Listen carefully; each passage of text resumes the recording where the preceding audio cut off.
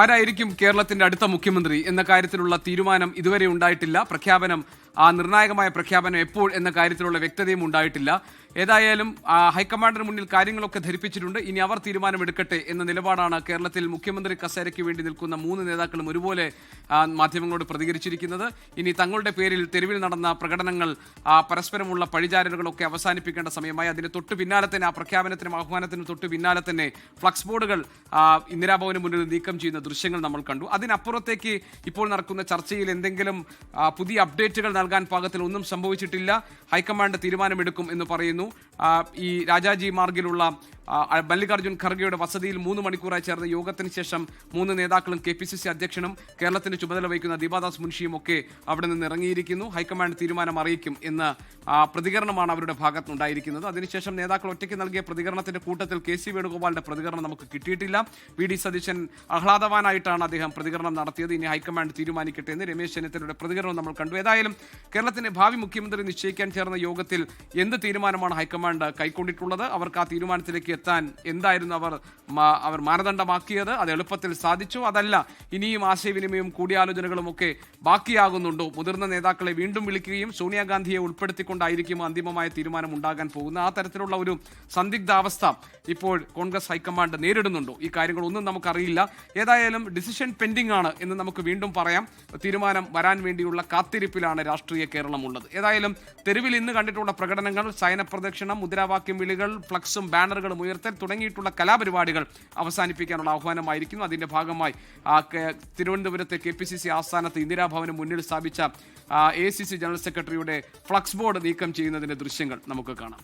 വിനീത, VG, Balram Nedungadi എന്നിവർ നമുക്ക് വിവരങ്ങൾ നൽകുകയായിരുന്നു. പക്ഷേ നമുക്ക് ഇപ്പോൾ ഡൽഹിയിൽ നിന്നുള്ള വിവരങ്ങളുമായി ചേരുന്നത് PR അരവിന്ദാണ്. അരവിന്ദ്, കേരള ഹൗസിന് മുന്നിലാണ് അരവിന്ദ് ഉള്ളത്. അരവിന്ദ്, മൂന്ന് നേതാക്കളും അവിടെ തിരികെ എത്തിക്കാണും. കേരള ഹൗസിലേക്ക് ഇപ്പോൾ രമേശ് ചെന്നിത്തലയും അതോടൊപ്പം തന്നെ VD സതീശനും തിരികെ എത്തി എന്ന വിവരങ്ങളുണ്ട്. അവർ രണ്ടുപേരുടെയും പ്രതികരണങ്ങൾ കണ്ടു. രമേശ് ചെന്നിത്തല പറഞ്ഞത് ഞങ്ങളുടെ ഭാഗമൊക്കെ കഴിഞ്ഞു, ഇനി മടങ്ങാൻ പോകുന്നു, നാളെ രാവിലെ കേരളത്തിലേക്ക് മടങ്ങും എന്നാണ് അദ്ദേഹം പറഞ്ഞത്. VD സതീശനും നാളെ രാവിലെ തന്നെ കേരളത്തിലേക്ക് മടങ്ങുമോ? എന്താണ് അരവിന്ദ് അവിടെ നിന്ന് നൽകാൻ കഴിയുന്ന വിവരങ്ങൾ? പ്രതിപക്ഷ നേതാവും KPCC പ്രസിഡന്റും ഇന്ന് 10:30 കൂടി തന്നെ കേരളത്തിലേക്ക് മടങ്ങുകയാണ്. പ്രതിപക്ഷ നേതാവ് കൊച്ചിയിലേക്കും അതോടൊപ്പം തന്നെ KPCC പ്രസിഡന്റ് സണ്ണി ജോസഫ് കണ്ണൂരിലേക്കുമാണ് പോകുന്നത്. അതേസമയം രമേശ് ചെന്നിത്തല നാളെ രാവിലെയോടുകൂടി കേരളത്തിലേക്ക് പോകും എന്നതാണ് ഇപ്പോൾ വ്യക്തമാക്കിയിരിക്കുന്നത്. ചർച്ചകളിൽ പൂർണ്ണ സന്തോഷമുണ്ട് എന്ന് തന്നെയാണ് നേതാക്കൾ കേരള ഹൗസിലെത്തി പ്രതികരിച്ചിരിക്കുന്നത്. ഇനി എല്ലാ തീരുമാനങ്ങളും എടുക്കാൻ പോകുന്നത് ഹൈക്കമാൻഡാണ്. തങ്ങളുടെ കാര്യങ്ങളെല്ലാം കൃത്യമായി തന്നെ ഹൈക്കമാൻഡിനെ അറിയിച്ചിട്ടുണ്ട്.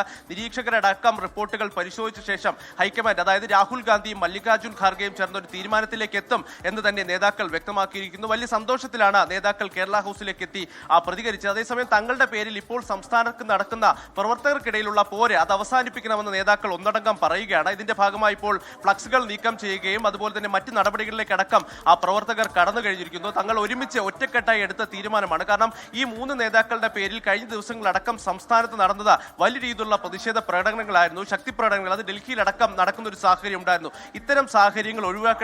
കാരണം 102 സീറ്റുകൾ നേടി UDF വലിയൊരു വിജയം നേടിയിരിക്കുകയാണ്. ആ വിജയത്തിന്റെ ശോഭ കെടുത്തുന്നതൊന്നും പ്രവർത്തകരുടെ ഭാഗത്ത് ഉണ്ടാകാൻ പാടില്ല എന്നതാണ് നേതാക്കൾ ഇപ്പോൾ ഈ യോഗത്തിൽ കഴിഞ്ഞ ശേഷം വ്യക്തമാക്കിയിരിക്കുന്നത്. ഇത് ഹൈക്കമാൻഡിന്റെ ഭാഗത്തുനിന്ന് ഒരു താക്കീത് ലഭിച്ചതിന് ശേഷമാണ് ഇത്തരം ഒരു പ്രതികരണം എന്നത് ഇനി വരും മണിക്കൂറുകളിൽ മാത്രമായിരിക്കും വ്യക്തമാവുക. എന്തായാലും വലിയ സന്തോഷത്തിൽ തന്നെയാണ് ഈ മൂന്ന് നേതാക്കളും ഇപ്പോൾ ഡൽഹിയിലേക്ക് എത്തിയിരിക്കുന്നത്. എന്തായാലും രണ്ട് നേതാക്കൾ സണ്ണി ജോസഫും അതോടൊപ്പം തന്നെ VD സതീശനും ഇന്ന് രാത്രി 10:30 വിമാനത്തിൽ കേരളത്തിലേക്ക് മടങ്ങുകയാണ്. അതേസമയം രമേശ് ചെന്നിത്തല നാളെ രാവിലെയോടുകൂടി തന്നെ കേരളത്തിലേക്ക് മടങ്ങുമെന്നതാണ് ഇപ്പോൾ നിലവിൽ ലഭിക്കുന്ന വിവരം. ഇനി എല്ലാ തീരുമാനങ്ങളും എടുക്കാൻ പോകുന്നത് ഹൈക്കമാൻഡാണ്. ചർച്ചകൾ പൂർത്തിയായിട്ടുണ്ട്. അതോടൊപ്പം തന്നെ എപ്പോഴായിരിക്കും പ്രഖ്യാപനമെന്ന് ദീപാദാസ് മുൻഷി അടക്കം വ്യക്തമാക്കുന്നത് 23-ാം തീയതി വരെ സമയമുണ്ട്. ആ സമയത്തിനുള്ളിൽ തന്നെ ഒരു ഔദ്യോഗിക പ്രഖ്യാപനം ഹൈക്കമാൻഡിന്റെ ഭാഗത്തുനിന്നുണ്ടാകും എന്ന് തന്നെ ദീപാദാസ് മുൻഷിയും വ്യക്തമാക്കിയിരിക്കുന്നു. എന്തായാലും വലിയ സന്തോഷത്തിൽ തന്നെയാണ് ഈ ചർച്ചകൾ കഴിഞ്ഞ് നേതാക്കൾ കേരള ഹൗസിലേക്ക് മടങ്ങിയെത്തിയിരിക്കുന്നതിൽ ഔദ്യോഗിക പ്രഖ്യാപനത്തിന് വേണ്ടി ഇനി കേരളവും അതുപോലെ തന്നെ കോൺഗ്രസ് നേതാക്കളും കാത്തിരിക്കുകയാണ്. GK. ഏതായാലും അരവിന്ദ്, ഇപ്പോഴും നമുക്ക് വ്യക്തതയില്ല ഏത് തരത്തിലുള്ള ഒരു ഫോർമുലയായിരിക്കും ഈ കാര്യത്തിൽ ഹൈക്കമാൻഡ് കൊണ്ടുവരാൻ പോകുന്നത് എന്നതാണ്. KC വേണുഗോപാലിന് മുഴുവൻ ഭൂരിപക്ഷം MLA-മാരുടെയും പിന്തുണയുണ്ട് എന്ന് പറയുമ്പോഴും 2 ഉപതെരഞ്ഞെടുപ്പുകൾ KC വേണുഗോപാൽ മുഖ്യമന്ത്രിയാവുകയാണെങ്കിൽ നടക്കേണ്ടി വരും. അങ്ങനെയാണെങ്കിൽ അത് കോൺഗ്രസിന്റെ പ്രതിച്ഛായ ബാധിക്കുമോ എന്ന ആശങ്ക സ്വാഭാവികമായും ACC നേതൃത്വത്തിനുണ്ടാകും. മാത്രമല്ല ഇതിനപ്പുറത്തേക്ക് MP-മാർ മത്സരിക്കേണ്ടതില്ല എന്ന് ഈ പാർട്ടി നയപരമായി സ്വീകരിച്ചൊരു നിലപാടായിരുന്നു. അതിനൊരു തിരിച്ചടിയാകില്ലേ എന്ന ആശങ്കയും ഉണ്ടാകും. അങ്ങനെയാണെങ്കിൽ പിന്നെ വിഭജിക്കപ്പെടാൻ സാധ്യതയുള്ളത് വേണമെങ്കിൽ ഒരു ടേം വ്യവസ്ഥ പോലെ ഒരു 2 വർഷം ഒരാളും അല്ലെങ്കിൽ 2.5 വർഷം ഒരാളും അടുത്ത 2.5 വർഷം മറ്റൊരാളും ആകട്ടെ എന്ന തീരുമാനത്തിലേക്ക് കടക്കാം. ഇങ്ങനെയൊക്കെയുള്ള പല സാധ്യതകൾ ഹൈക്കമാൻഡ് ഒരുപക്ഷെ പരിഗണിക്കുന്നുണ്ടാകണം, അല്ല അരവിന്ദ്? അങ്ങനെ നമുക്ക് കരുതാമോ? കൃത്യമായി പല സാധ്യതകളും ഹൈക്കമാൻഡിന്റെ മുന്നിലുണ്ട്. കാരണം കർണാടക അടക്കമുള്ള സംസ്ഥാനങ്ങൾ പരിശോധിച്ചാൽ അന്ന് DK ശിവകുമാറും സിദ്ധരാമയ്യയും തമ്മിൽ വലിയ രീതിയിലുള്ള തർക്കമുണ്ടായപ്പോൾ അന്നൊരു 2.5 വർഷം എന്നൊരു ഫോർമുലയിലേക്കാണ് കോൺഗ്രസ് ഹൈക്കമാൻഡ് എത്തിയിരുന്നത്. പക്ഷേ അത് എത്രത്തോളം കർണാടകയിൽ പാലിക്കപ്പെട്ടു എന്നതും ഉയരുന്ന ചോദ്യമാണ്. അതുകൊണ്ട് തന്നെ ഈ നേതാക്കൾ അങ്ങനെ ഒരു ഫോർമുലയ്ക്ക് അംഗീകരിക്കുമോ അല്ലെങ്കിൽ ആ ഹൈക്കമാൻഡ് മുന്നോട്ട് വയ്ക്കുന്ന ഒരു വ്യവസ്ഥയ്ക്ക് അംഗീകരിക്കുമോ എന്നതും ഉറ്റുനോക്കേണ്ടതാണ്. എന്തായാലും നിലവിൽ എല്ലാ കാര്യങ്ങളും ഹൈക്കമാൻഡ് ചർച്ച ചെയ്തും രാഹുൽ ഗാന്ധിയും കോൺഗ്രസ് അധ്യക്ഷനും ഇക്കാര്യങ്ങൾ അടക്കം ചർച്ച ചെയ്ത ശേഷം ഒരു അന്തിമ തീരുമാനത്തിലേക്ക് എത്തും എന്നതാണ് നിലവിൽ മനസ്സിലാകുന്നത്. ഇന്ന് ഈ ചർച്ചയിൽ കൃത്യമായി തന്നെ നേതാക്കൾ തങ്ങളുടെ വാദങ്ങൾ ഉയർത്തിയെന്ന് മനസ്സിലാകുന്നു. കാരണം KC വേണുഗോപാൽ അടക്കം വ്യക്തമാക്കിയത് ഭൂരിപക്ഷ MLA-മാരുടെ പിന്തുണ തനിക്കുണ്ട്, അത് പരിഗണിക്കണമെന്ന് KC വേണുഗോപാൽ ആ പക്ഷം ചൂണ്ടിക്കാണിച്ചിരുന്നു. അതേസമയം രമേശ് ചെന്നിത്തല അടക്കമുള്ള നേതാക്കൾ ചൂണ്ടിക്കാണിച്ചത് താൻ മുതിർന്ന നേതാവാണ്. ഇപ്പോൾ രമേശ് ചെന്നിത്തല പുറത്തേക്ക് വരികയാണ്. അദ്ദേഹം പുറത്തേക്ക് വരുന്ന ദൃശ്യങ്ങളാണ് GK കാണുന്നത്. എന്തായാലും ഒരു പ്രതികരണം കൂടി അദ്ദേഹത്തിന്റെ ഭാഗത്ത് നിന്ന് ഉണ്ടാകുമെന്ന് നമ്മൾ പ്രതീക്ഷിക്കുന്നു. എന്തായാലും വലിയ സന്തോഷത്തിലാണ് അദ്ദേഹം ഉള്ളത്. നമ്മൾ ദൃശ്യങ്ങളിൽ കാണുമ്പോൾ വളരെയധികം ഹാപ്പിയാണ്. പ്രവർത്തകർക്കൊപ്പം രമേശ് ചെന്നിത്തല സെൽഫി എടുക്കുന്നതൊക്കെ നമുക്ക് കാണാം. ഇവിടെ നിന്ന് പോയപ്പോൾ ഉണ്ടായിരുന്ന മുഖഭാവമല്ല ഇപ്പോൾ രമേശ് ചെന്നിത്തലയ്ക്കുള്ളത്.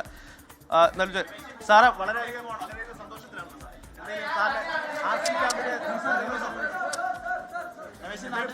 പ്രതീക്ഷിക്കാൻ എന്തെങ്കിലും ഞാൻ നാളെ പോകും. GK എന്തായാലും നാളെ മടങ്ങൂ എന്നതാണ് അദ്ദേഹം വ്യക്തമാക്കിയിരിക്കുന്നത്. വളരെയധികം സന്തോഷത്തോടെയാണ് അദ്ദേഹം വീണ്ടും കേരള ഹൗസിന് പുറത്തേക്ക് പോകുന്നത്. ഇവിടെ നിന്ന് നേരത്തെ രാവിലെ ഉണ്ടായിരുന്ന മുഖഭാവമല്ല അദ്ദേഹത്തിന് ഇപ്പോൾ ഉള്ളത്. വളരെയധികം സന്തോഷത്തിൽ RC യോഗം കഴിഞ്ഞതിന് ശേഷം മടങ്ങിയെത്തിയിരിക്കുന്നു. അദ്ദേഹം വീണ്ടും കേരള ഹൗസിന് പുറത്തേക്ക് ഇപ്പോൾ പോവുകയാണ്. വളരെയധികം ആത്മവിശ്വാസത്തിൽ ആണ് രമേശ് ചെന്നിത്തല എന്ന് മനസ്സിലാക്കേണ്ടതുണ്ട് അദ്ദേഹത്തിന്റെ. ഇപ്പോൾ സാറേ വളരെയധികം ആത്മവിശ്വാസത്തിലാണ്, എന്തോ സന്തോഷമുണ്ടല്ലോ.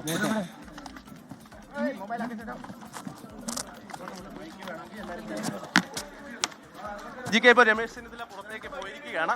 അദ്ദേഹം നാളെ മാത്രമേ കേരളത്തിലേക്ക് മടങ്ങൂ എന്നതാണ് ഇപ്പോൾ വ്യക്തമാക്കിയിരിക്കുന്നത്. അതേസമയം സണ്ണി ജോസഫും VD സതീശനും ഇന്ന് രാത്രിയോടുകൂടി തന്നെ കേരളത്തിലേക്ക് പോവുകയാണ്. GK ശരി അരവിന്ദ്, ഏതായാലും പ്രേക്ഷകർക്ക് എന്ന പോലെ തന്നെ നമുക്കും ഇതിനകത്ത് ഒരു പിടുത്തവും ഇതുവരെ കിട്ടിയിട്ടില്ല. പക്ഷെ വേണമെങ്കിൽ നമുക്ക് ഇങ്ങനെ വേണമെങ്കിലും അനുമാനിക്കാം. കാരണം ഒരു MLA ആയി നിൽക്കുന്ന സാഹചര്യത്തിൽ KC വേണുഗോപാലിനെ മാറ്റി നിർത്തി ഒരുപക്ഷെ രമേശ് ചെന്നിത്തലയ്ക്കും VD സതീശനുമായി ഈ മുഖ്യമന്ത്രി പദവി 2 ടേം വ്യവസ്ഥ എന്ന നിലയിൽ വിഭജിച്ച് നൽകാൻ തീരുമാനിക്കുമോ?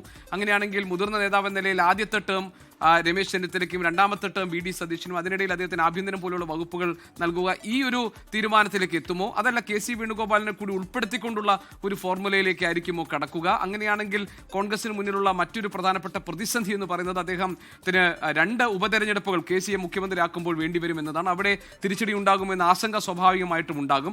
ഘടകകക്ഷികളുടെ അഭിപ്രായങ്ങളൊക്കെ ഈ തീരുമാനത്തിന് എത്രത്തോളം സ്വാധീനിച്ചിട്ടുണ്ടെന്ന കാര്യം വ്യക്തമല്ല.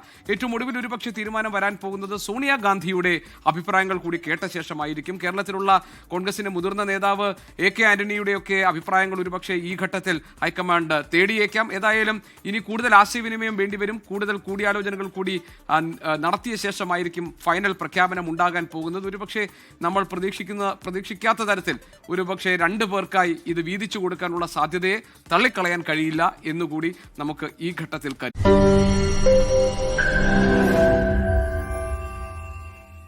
ലോകത്തെവിടെയായാലും ഏത് സമയത്തും 24 വാർത്തകളും ഓഗ്മെന്റഡ് റിയാലിറ്റി പാക്കേജുകളും എക്സ്പ്ലെയിനറുകളും വിശദമായി കാണാൻ ഞങ്ങളുടെ YouTube ചാനൽ നിങ്ങൾക്ക് സബ്സ്ക്രൈബ് ചെയ്യാം.